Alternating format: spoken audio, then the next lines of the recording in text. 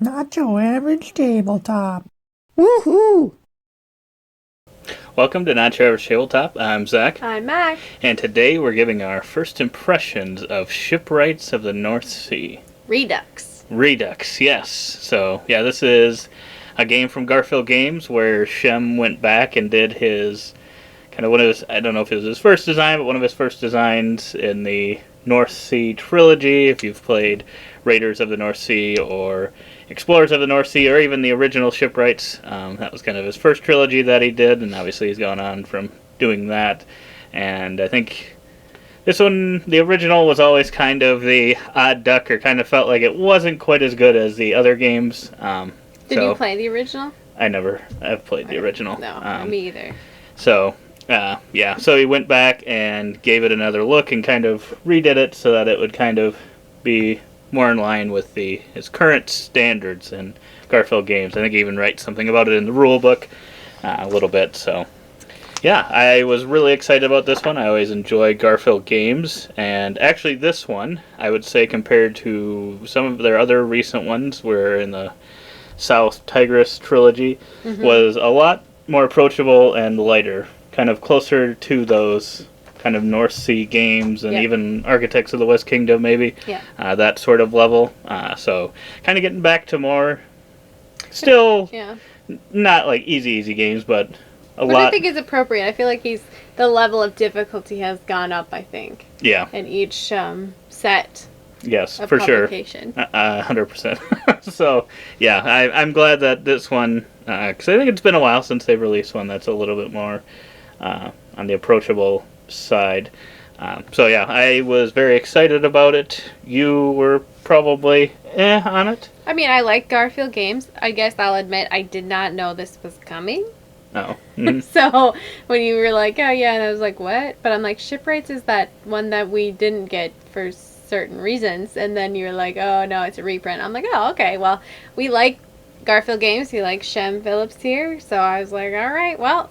One thing I always can rely on is that the icons are going to be fabulous and it is going to be easy to catch on to them. So that's always very nice and a comfort going into something. Yes, that is one great thing about their games. If you play them, after a few games you can usually tell what the icons are, and this one I feel like is no different. I don't remember if baggies, was that symbology used in the West Kingdom trilogy? I know it's used in the South Tigris, but I can't remember if it was used I'm pretty sure it's in Viscounts. Oh yeah, it is, you're right. So, yeah, it was used in that even. And I don't know, like I said, haven't played the original, so I don't know how close this is to the original. But this one is kind of a tableau building game with cards that have multiple uses, like in many of their games. So if you tend to like that part of their games, this you has keep it, that. you get this. If you discard it, you get that. You gotta pay for it with this. And right, and some of them you can, depending on how you use them, you can have them kind of as an ongoing effect for the rest of the game, or you can kind of use them one time, and you don't have to pay for it that way. So yeah, it's very card driven. That's kind of the whole thing. You're managing resources as well, but just trying to be as efficient as you can with your limited cards, limited resources, which is, I thought, we've only played it once, but I thought it was pretty fun. But I think this one will probably be one that gets better and better with more plays, as you kind of know how many resources you're really going to actually get, because I feel like I might have been trying to build too much right away, possibly, or built maybe some of the wrong things, and then invested too much early in things that didn't end up kind of compounding to something good. But I thought I still, by the end, had a little bit, I felt like it was a little bit of an engine for some of these cards that gave me.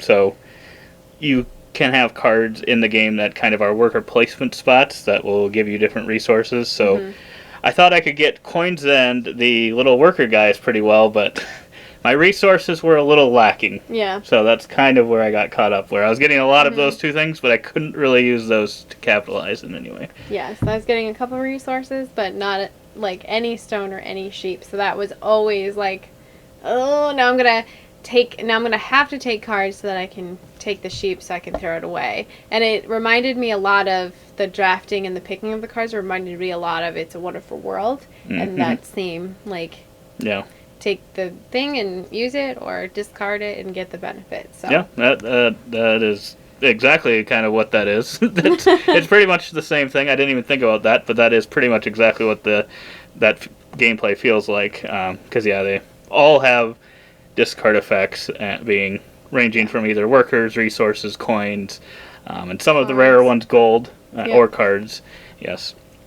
So being able to combo those, and then there's kind of this track element on the board where you're going up these 3 different colored tracks, and getting bonuses as you pass certain spots on the tracks. Yeah. And if you're leading on those tracks, you get hero cards, which you kind of ended up having the whole game because you kind of were leading on all the tracks. And me and the AI, if you're playing 2-player, there's kind of a AI player that's kind of on spots on the track, just so that you have to do something in order to earn it.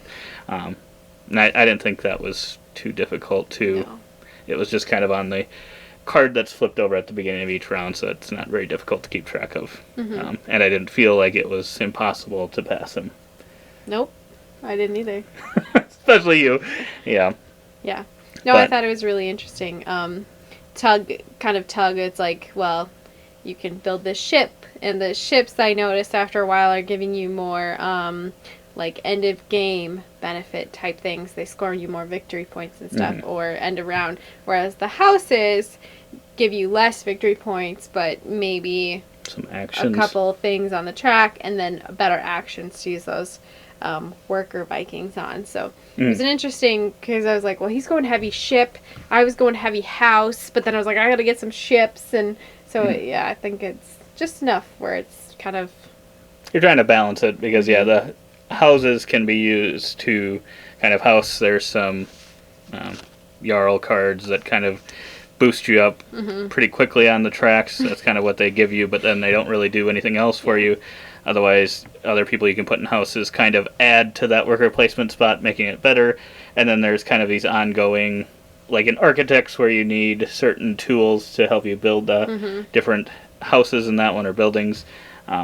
This kind of has a similar thing for building the ships, where you'll need certain people that can help you, so houses can hold those too. I thought it was really clever how he did it, because the card is either a certain icon, or it lets you pay a coin to buy a different icon. So I thought that was really nice, because instead of waiting for one specific card to come out, you got a chance between two on most of the cards. So. Yeah, you got a chance. And then really, if it was very dire, you can spend discard a card and a gold, which I would say is pretty expensive. Yeah. So you probably aren't wanting to do that too often, but you could do it for just a gold. Right. So dodged a bullet. But yeah, I like this one quite a bit. It's definitely going to be on the simpler side. I think it's going to be a lot easier to get to the table because it's also pretty quick. It's only 5 rounds, but on the flip side, there's not as much to explore in this game, I think, probably as there is in Scholars or Wayfarers.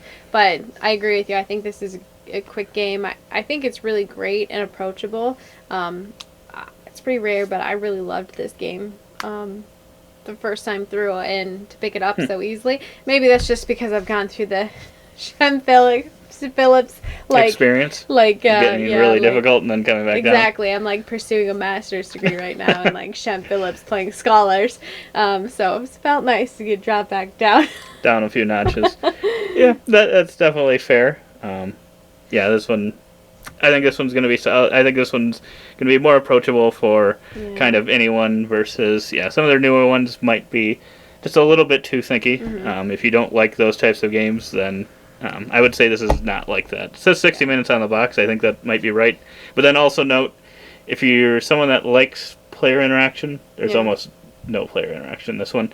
And you're doing things simultaneously, so you can't really track what other people are doing. So they may be breaking rules or doing things, whether they mean to or not. That can happen in this one, so you have to be fine with that too. But that's what makes it fast. So it's kind of the pros and cons of simultaneous play, but I'm totally fine with that. I don't really care. Yeah, I think it was good. So yeah, it was good. If you want to see some of the components in this game, check out our unboxing video. I also bought the metal coins so you can see those. But yeah, otherwise we hope to see you on that video, and as always, don't forget to keep on nibbling on that content.